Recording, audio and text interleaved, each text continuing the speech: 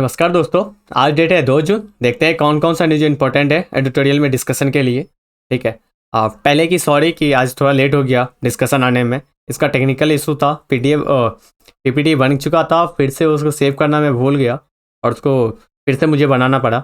इसके लिए लेट हो गया, लेकिन कल से प्रॉपर 11 से लेके 12 बजे के बीच में आ जाएगा। अपना डिस्कशन स्टार्ट करते हैं। आज हम 2 आर्टिकल डिस्कस करेंगे। ठीक है, एडिटोरियल का 2 आर्टिकल डिस्कस करेंगे। एक जो डिस्कस करेंगे वो जीएसटी से रिलेटेड डिस्कस करेंगे। दूसरा जो आर्टिकल डिस्कस करेंगे इसमें हम लक्षद्वीप के समूह जो है ना उसका महत्वपूर्ण, अभी जो लक्षद्वीप समूह प्रशासन ने कुछ प्रावधान लेके आया है, तो राइटर का इसमें कहना है कि लक्षद्वीप समूह हमारे लिए क्यों इंपॉर्टेंट है, ये आज के आर्टिकल में बात किया गया है।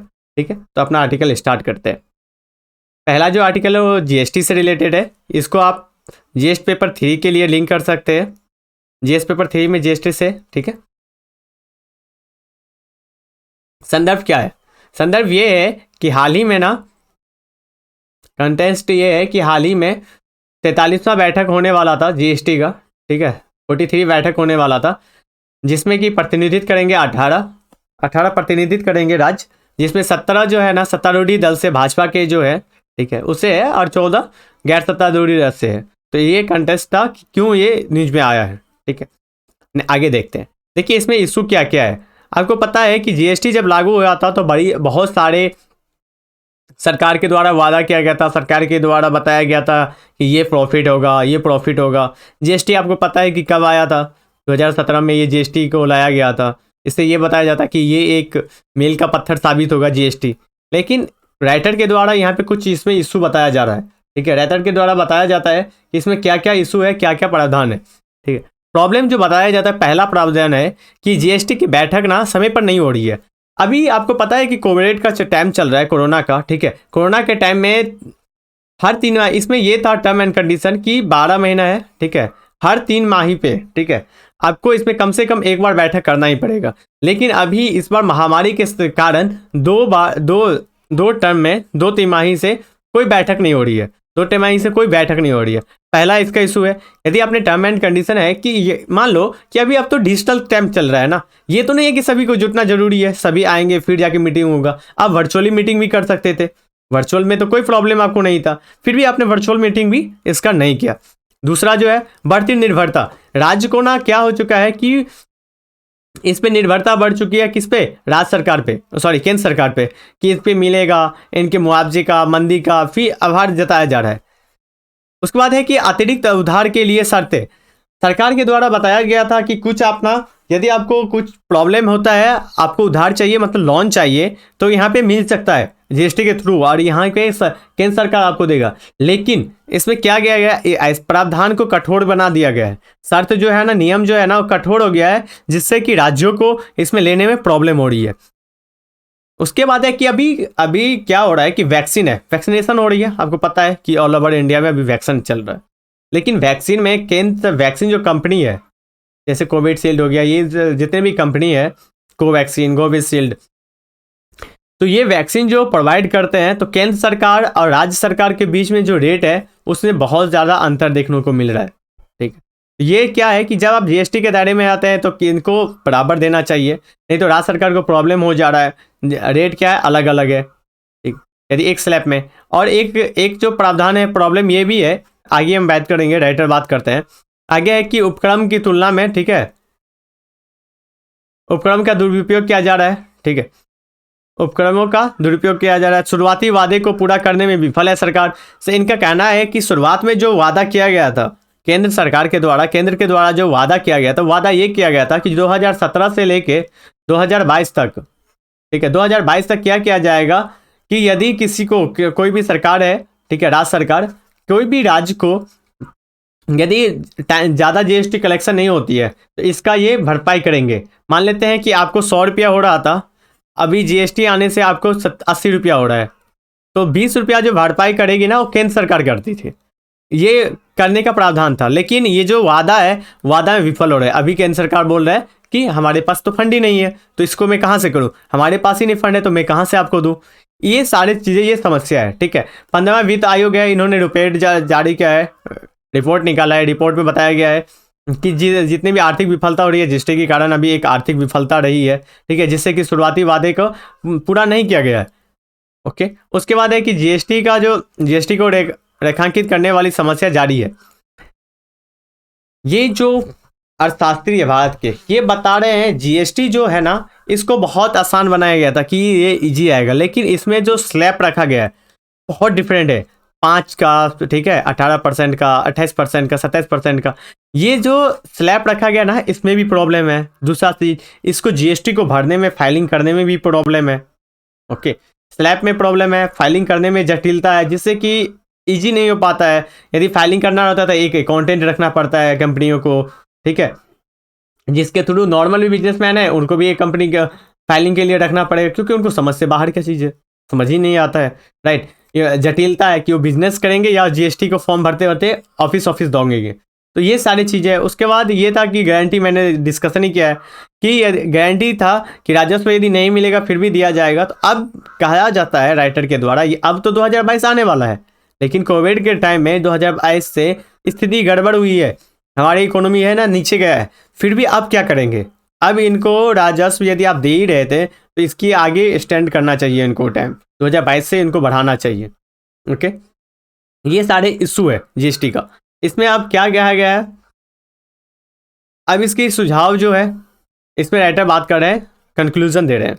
राइट, कंक्लूजन ये है कि 2017 में जो जीएसटी था ना, ये एक बताया गया था कि सहकारी संघवाद का एक बहुत अच्छा पेश किया गया है, शब्द पेश किया गया है, जिससे सहकारी संघवाद आता है। लेकिन राइटर का कहना है सहकारी संघवाद का अर्थ केवल राजकोषीय संघवाद से नहीं है, ये कहीं बहुत बड़ा टर्म है, ये बहुत बड़ा शब्द है, जिसमें केंद्र और राज्य के बीच, ठीक है, केंद्र और राज्य के बीच सहकारी नीति, प्रशासन और शासन संघवाद भी शामिल है। ठीक, तो ये हमने पूरा डिटेल से किया। अब अगला आर्टिकल देखते हैं कौन सा है।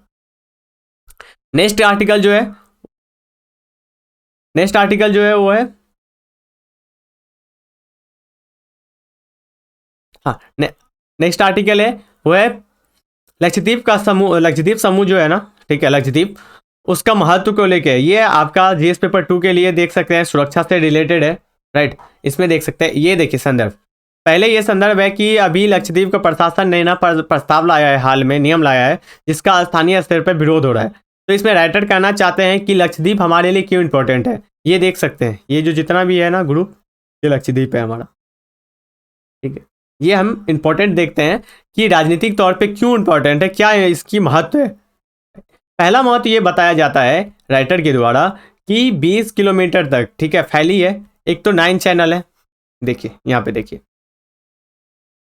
एक मिनट, ये देखिए, ये जो लाइन है ना, ये और ये इसको 9 चैनल कहा जाता है। इससे क्या होता है, ट्रेड बहुत सारे होते हैं, ठीक है। ये जो लाइन है ना, इसी से इंटरनेशनल लेवल पे आप अरब के से ये हिंद महासागर पे जाने के लिए, ठीक है, इंडियन ओशियन में जाने के लिए इधर से ही आपको ट्रेड करना पड़ता है। ये इसका ट्रेड अभी बहुत ज़्यादा है। राइट, तो 9 चैनल है, 9 चैनल का इंपॉर्टेंट आपने देखा कि एक चांस पे है 9 चैनल का, ये कहा जाता है। उसके बाद ये संचार के लिए एक महत्वपूर्ण समुद्री मार्ग है। मैंने बताया कि इससे जितने भी, देखो इधर आपको पता है इधर कौन सी कंट्री है, गल्फ कंट्री है, गल्फ कंट्री के थ्रू इधर से थ्रू आता है। तो गल्फ कंट्री के थ्रू यदि कोई भी सामान ट्रेड होता है तो ये 9 चैनल जो है ना, इसी से होते हुए जाता है। तो इसके आप इंपॉर्टेंस समझ सकते हो कि ये इंपॉर्टेंट कितना है। उसके बाद देखिए नेक्स्ट जो है वो है कि समुद्री मार्ग ये महत्वपूर्ण चेक पॉइंट भी है, जहाँ से चेक पॉइंट किया जा सकता है, इंपॉर्टेंट। उसके बाद है कि चीन का जो दुशासन, उसका सामना करने के लिए बहुत ही भारतीय सेना के लिए इंपॉर्टेंट चीज़ है, जहाँ से आप वो चीन को टैकल कर सकते हो और सुरक्षा दे सकते हो इंडिया का। राइट, तो आप इसको भी देख सकते हैं। नेक्स्ट जो है 2008 के, यहाँ पे एक प्रॉब्लम है। देखिए 2008 में क्या हुआ था कि हमला जो हुआ था ना, यहाँ पे हमें चूक हो गया था। कहाँ पे, ये जो 9 चैनल है ना, ये जितने ही हैं, ये देखिए यहीं पे हमें चूक हुआ था, जिससे के कारण से उसका फ़ायदा उठा के आतंकवादी संगठन हमारे मुंबई में आके हमला कर दिए थे। राइट, तो ये यदि इसकी सुरक्षा बढ़ती है तो हम इन पे भी कंट्रोल कर सकते हैं। ये जो है जो इंटरनेशनल लेवल के लिए इम्पोर्टेंट है, और ये जो हमारे लिए सुरक्षा भी बहुत ही इम्पोर्टेंट है। आगे राइटर क्या बात करते हैं, ये देखें। आगे राइटर बताते हैं कि इनके उपाय क्या किया जाए। वे फॉरवर्ड मतलब कि आगे की राह क्या होना चाहिए। आगे का राह ये बताते हैं कि इसमें आप क्या करो, रडार को भेजो, जिससे कि कमांडो भेजो, ठीक है, जो नियंत्रण स्टेशन बनाना चाहिए, ये सारे चीज़ें हैं। उसके बाद ये बताते हैं कि ये सारे आतंकवादी को टैकल करने के लिए क्या क्या करना चाहिए। इसका है, आप लक्षद्वीप समूह को किलेबंदी करिए, ठीक है, कारवार में बुलंदियाँ, ये किलेबंदी करना चाहिए। आप देखोगे कि मालदीव इससे लगता जुलता है, ठीक है, लेकिन मालदीव को कितना ज़्यादा डेवलप कर दिया है। यदि हम यहाँ पे सुरक्षा प्रदान करते हैं, इसको डेवलप करने में सफल होते हैं, तो यहाँ से हमारा टूरिज्म, पर्यटन जो है ना, उसका भी बढ़ावा मिलेगा। लक्षद्वीप वर्ल्ड में एक उभरता हुआ टूरिज्म का प्लेस बन रहा है। तो क्यों ना हम मालदीव, तो क्यों ना हम लक्षद्वीप को भी यदि डेवलप करते हैं, तो ये भी हमारे लिए क्या होगा, एक पर्यटन को आकर्षण करने का एक स्रोत बनेगा, और यहाँ से हमें रोजगार उपलब्ध होगा।